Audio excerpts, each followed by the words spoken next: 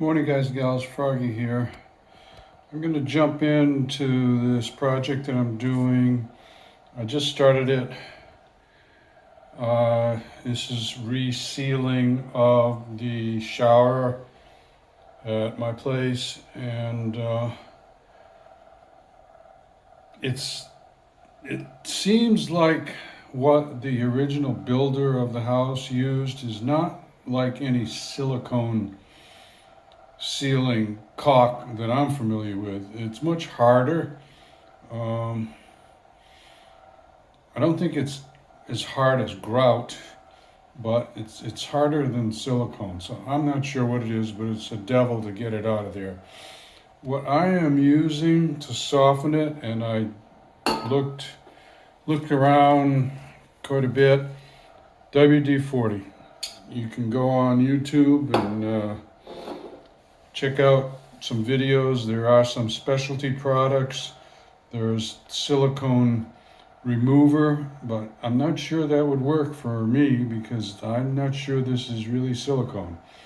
Anyway, so this is what you call a tedious manual removal process. I got one of these special tools. I don't especially like this one. There are a few of them on Amazon. I'll put some links. And you're just going to go to scrape slowly and carefully. Be careful because the tool kind of leaves metal marks. You see the metal marks there on the tile that's flat? I don't know if you can see that. Whoops, sorry, finger. But it leaves little metal marks, so be careful with it, but I don't know what else you could do. Maybe there's another tool that doesn't leave the metal marks, I'm not sure. Anyway, I'm not going to make you watch me scrape, but I'm scraping right now. Let me adjust this there. I'm going to show you what seems to work for me. And you're going to do it like I'm doing it like one little tile at a time. But you see I got those two. And what I do is I put the tip of it in there and wiggle it like that.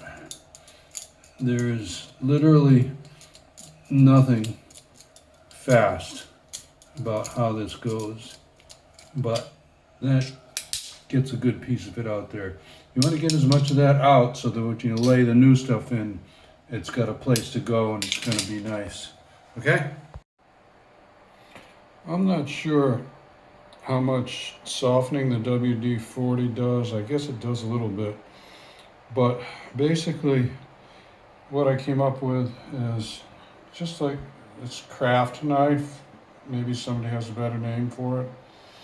And I kind of make a cut on the top side and the bottom side, or each side of where it adheres, and then dig it out. And if you can dig out what I call the root, or dig out as deep as you can, you're going to get a better sealing, I think, of the new stuff when you put it in. Sometimes it's hard to get it down very deep. Some spots like there I got it pretty deep, and some spots not so deep. And a lot of that has to do with how much the tile, they're not exactly even. Some stick out a little bit more than other ones. So anyway, I'm going to do one side at a time and take a break. So I got out the big gun, a power tool that I think makes this go a little bit easier. It's called an oscillating tool. Mine's Milwaukee. They have other brands, and it's got a cutting saw blade on it. I think it's a wood blade, but I'm not sure. It's just a blade that came with the basic tool. And what I'm doing with that, and you have to be pretty careful with this, it's a powerful tool. I'm doing a cut. Let's see if I can show you. Yeah, the blade will mount at different angles. So I'm doing a cut like that and like that, like a V cut, and then I use the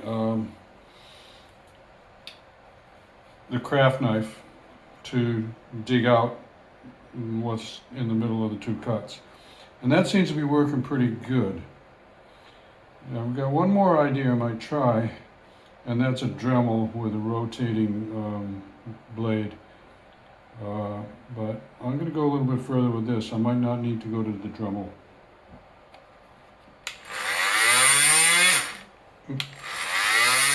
See how that works? Let me say before you try this, you have to be careful you don't damage the tiles, okay? It would take a little bit to cut the tiles, but you could chip them, and you don't want to be chipping around the edges of all the tiles. So be careful, and if you don't think you can do it, then just use hand tools.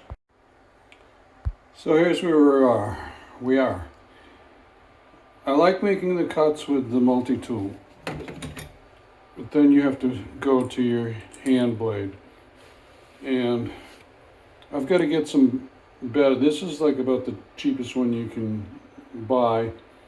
And the blade loosens up because it's just a twist lock here.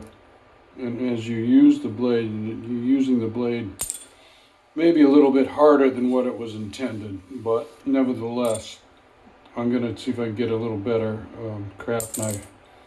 And then almost finished with it, but still, Froggy likes to have the better tools. And if I find a better craft knife, I'll put it in the description, in the comments, pin the comments, okay? I'll be back. I think I'm done for today. Hi, I'm back on the grout job and the shower, and trying to come up with a good way to remove the old grout. I thought about cleaning it and sealing it, but I just think it's going to be a better job if I remove it. And since it's not a huge number of square feet, I'm going to go ahead and remove it. I did go ahead and buy this piece from a Milwaukee tool. It's an oscillating tool, and I'll put a link in the comments for it. You have to be careful using a power tool. You don't damage the tiles, and I think I can do that.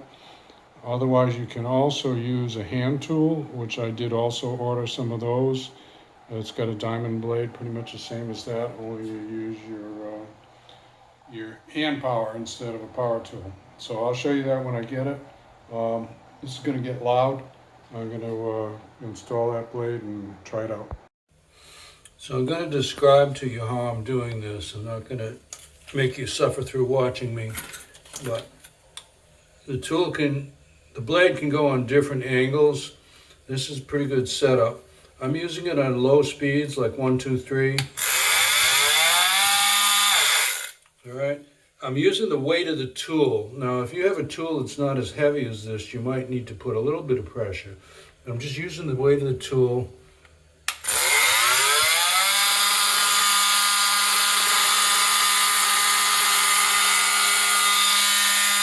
You got to make sure that you stay in the lines. You don't want to be putting the diamond blade onto the tiles. You want to stay in the grout lines, right?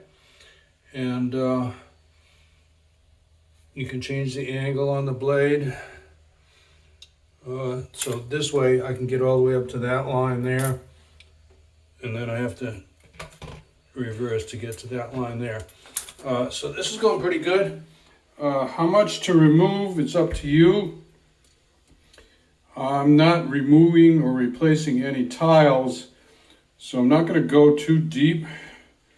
But I hope I go deep enough so that the new grout will adhere to the old grout. I'll do a little research on that. But I'm removing barely 1/8 of an inch, maybe less than 1/8 of an inch. Okay? Okay, so I did all the lines going that way, and I'm going to take a break, and then I'll do all the lines going that way. The ones up on the lower couple of feet, I think I'm going to do those with a hand tool, because it's easy to keep a straight line when the tool is like that, but it's not going to be so easy when you're working the tool that way, if you understand what I mean. So I think a hand tool might do little or no damage to the tiles. Anyway, we'll see. This is a work in progress. These are some new blades, so we'll give them a try.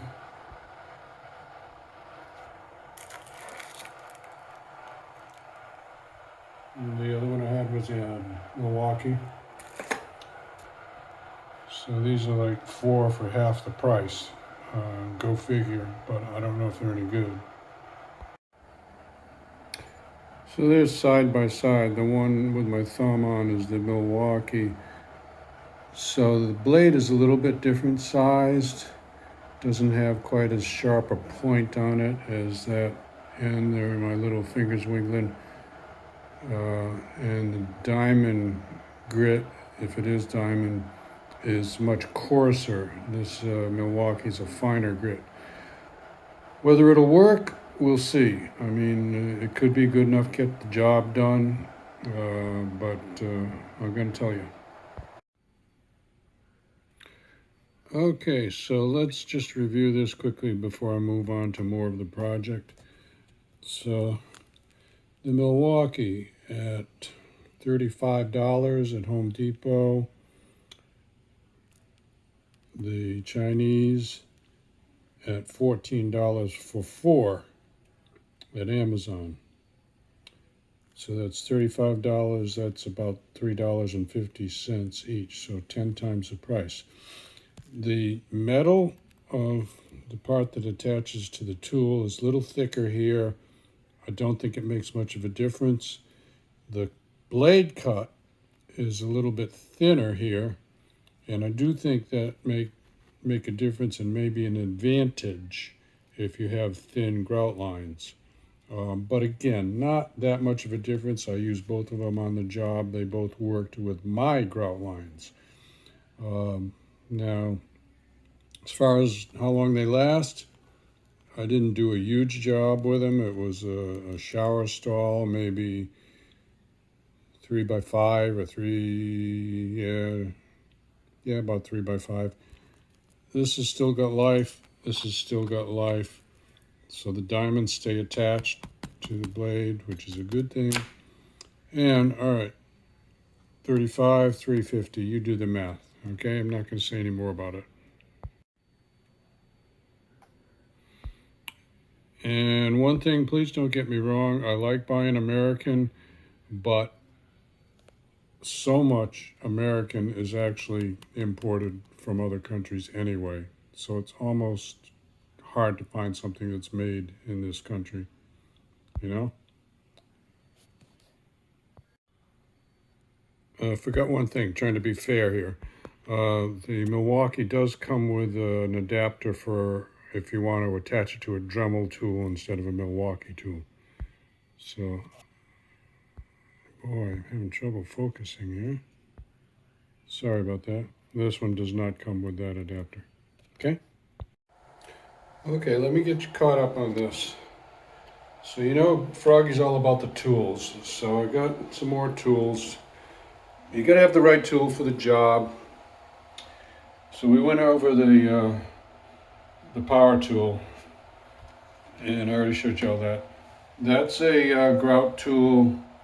I'll put a link down to it. It comes with a couple other pieces, but everything's about getting into the corners and being able to do things fast using the power tool, but you've got to have detail work too. So this is my latest tool here. It's called the Grout Rake. Comes with some diamond blades. For thin grout lines, you want the thin one. Put it down. I'll put it down in the comments and pin it. Use that to get into these corners. All right. A little bit of a technique here. I found you don't have to do really heavy pulls with your hand down on the end here. A lot of leverage. I found lighter pulls and control the blade. Get it all the way flat. Maybe angle it a little bit to get up to the edge there, and then flat again. You're cleaning out those end pieces there.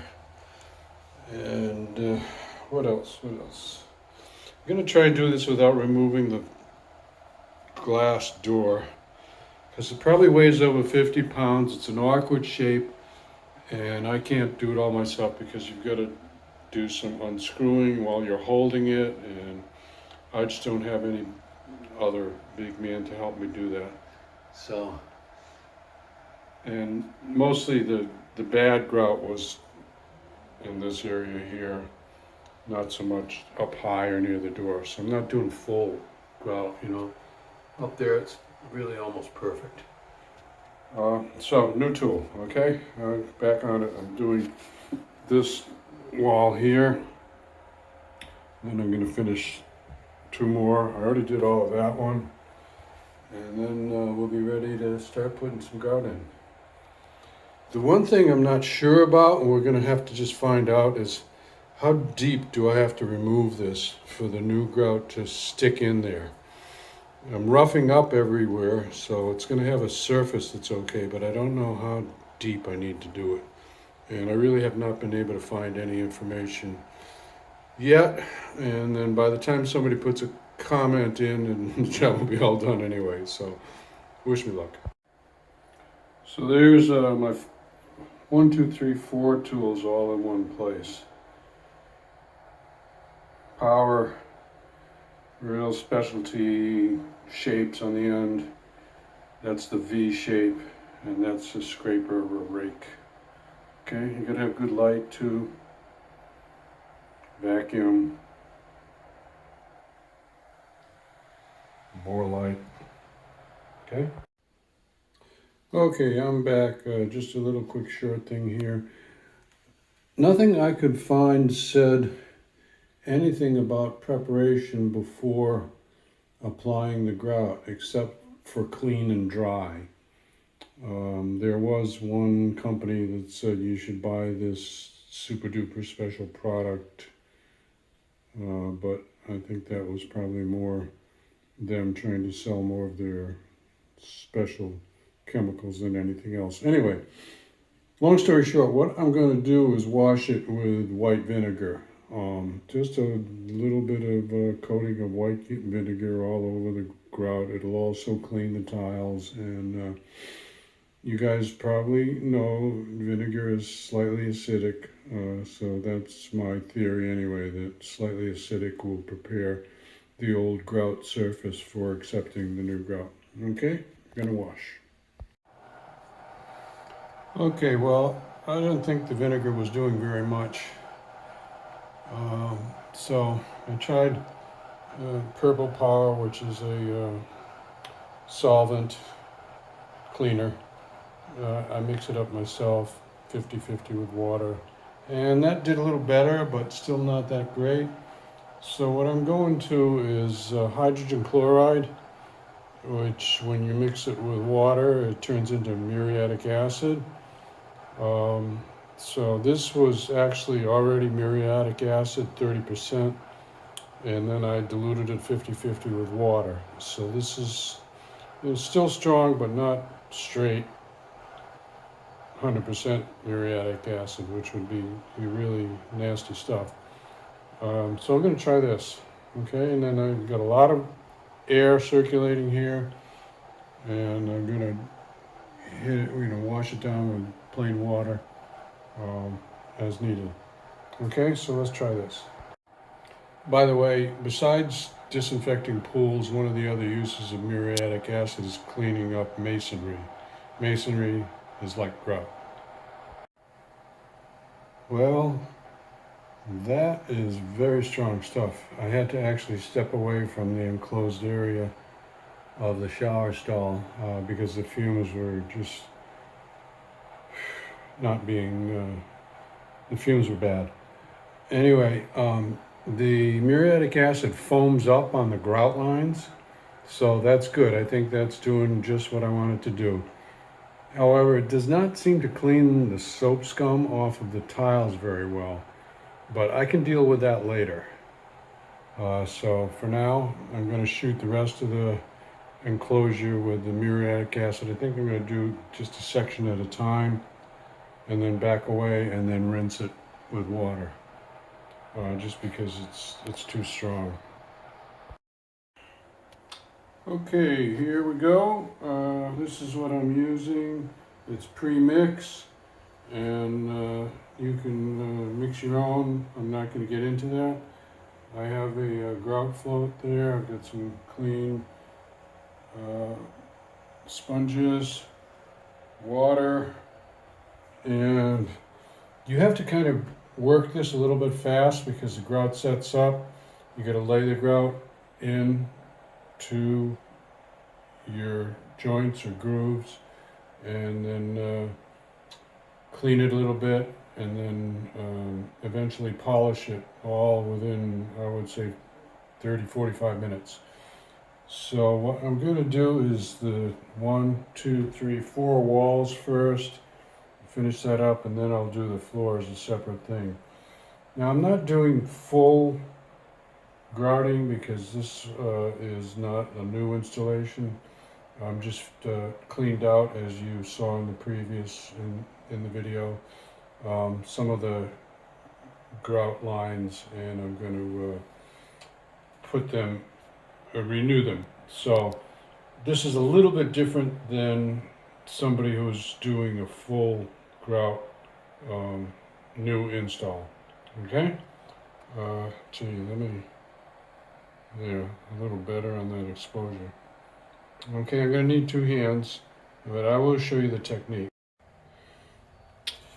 So the basic technique is to get the grout on your float, and you go at 45-degree angles. All right, you don't go across that way or across that way. You go 45-degree angles as much as you can. And this is square tiles, so it's pretty easy to do on this one. So I'm really just going to fill in those voids where I've dragged out the old grout. And apologize, but I'm going to need 2 hands. One thing I think I was supposed to do, and I'm going to do it now, is just a light spray or a damp cloth. You want to wet the grout lines a little bit where you're applying the new stuff so that they'd bond. I will say this premix seems a little on the dry side, and it dries very fast. So whatever other video you watch about, if you mix your own, you mix it a little wetter, you let it set up and so on and so forth, you really can't do this with the stuff I'm using because it dries too fast. So you just have to lay it in the lines, smooth it, and then clean up after it right away, whatever you got onto the tile itself. I'm using a microfiber towel that's wet, and I've got those 3 walls done. So I've got 1 more wall to do, and then underneath this step a little bit. Okay? So that is all the walls. I haven't done the bottom yet. I haven't done any of the silicone where you see those black spots around the edges. That's going to be silicone. So the stuff that falls down, I think I'm going to let that dry a little bit and then just suck it up with a vac. Okay, so I'm going to take a little break, and I am going to do the floor, and then that'll be the end of grouting. Then we'll be on to the silicone, and I might have to polish grout haze off. That's a separate step, and then I might also seal the grout, even though it says it doesn't have to be sealed, you know, whatever. Probably sealing it would help a little bit. Okay, take a break. Okay, now we're going to go with the floor, and I switched to a different kind of grout that I had. There it is right there. And this is a powder, and you add water to it. And I added water to where they said to, the add line right there, and it still seemed too thick and dry. So I added more and I added more till I got to where I thought it should be. So this is maybe just a little bit still too thick, but that's better than that first one that I used. So I'm going to lay this around the floor. Same technique, spread it, diagonals, and we'll see how this comes out. Let's go.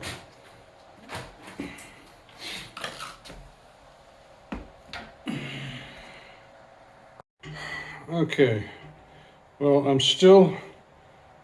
me adjust that a little bit. I'm still sponging down, but that grout that I mixed water with went on a lot more like what grout was supposed to go on rather than that premix stuff. So I would stay away from the premix stuff unless you're doing a little tiny patch job or something. Anyway, little tip, when you're wiping it with the sponge, as soon as you pick up some grout on your sponge, like that, just switch sides and then rinse it. Don't try to keep wiping with a little bit of grout on your sponge, okay? I gotta hurry up and finish because this is drying. Okay, so I'm going to describe to you because I apologize. I just don't have that kind of a camera setup where I can film myself doing the work. So the floor, the bottom came out really, really great. The new grout, the different grout is better than the one I did in the wall, but they're both okay. Well, I shouldn't say that. The one that I mixed up myself was better. Now I have to do silicone, where you see those dark lines, that's going to be covered with silicone. That's supposed to be that way. Remember to keep rotating your sponge and rinsing your sponge so you're not wiping the picked up grout over the next piece of grout that you move it to. You have to keep rinsing that sponge. And then just touch it up to your eyeball and call it good. Okay, you can see the haze over there, and that haze will come off with polishing. Okay? I don't know if you can see the haze or not.